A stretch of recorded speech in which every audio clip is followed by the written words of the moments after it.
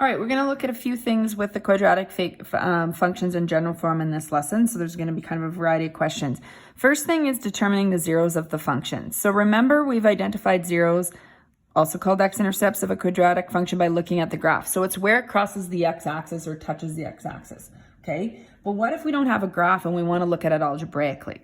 So we can also determine the zeros algebraically. Remember to determine any x-intercept, let y equals 0 and solve for x. So that rule is always going to be the same. Doesn't matter what equation is going to be given to you. If you want to find an x-intercept, let y equals 0. If you want to find a y-intercept, let x equal 0. So with quadratic equations, though, you're going to have to factor to solve.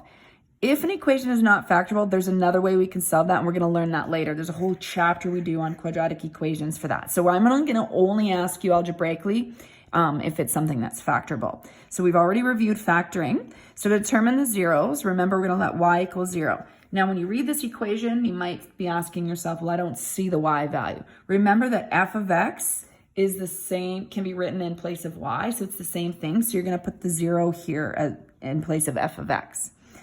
All right, so we've got, now it's very important you do that step because you need an equation to solve for x with just one variable. We only have an x variable in here. We don't have the y now.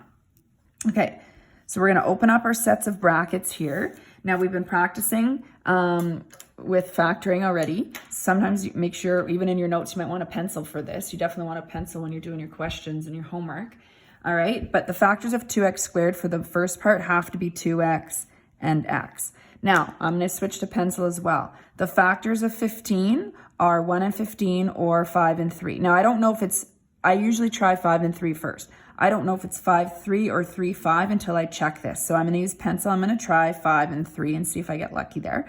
5 times x is 5x. Let's see, 2x times 3 is 6x. Hey, if one's positive and one's a negative, I can get to negative. I want the negative 6 because that's going to add to negative 1 there, right?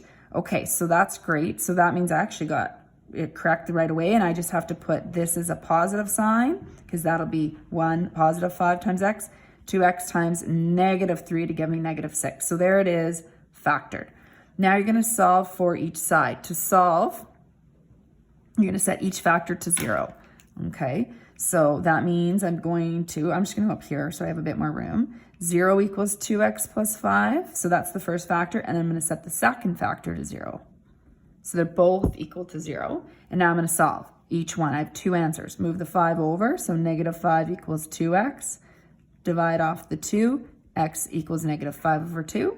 Here, move the 3 over, x equals 3. So it makes sense to have two answers because you'll notice when those U shapes, they can cross the graph in two places.